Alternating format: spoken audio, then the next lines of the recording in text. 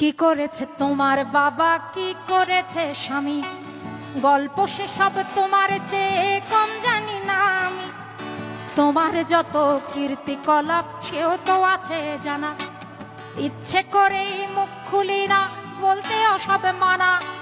স্বামী বাবার নাম ভাঙিয়ে আর কত কালে খাবে, এবার ওদের ঘুমোতে দাও, আত্মা শান্তি পাবে।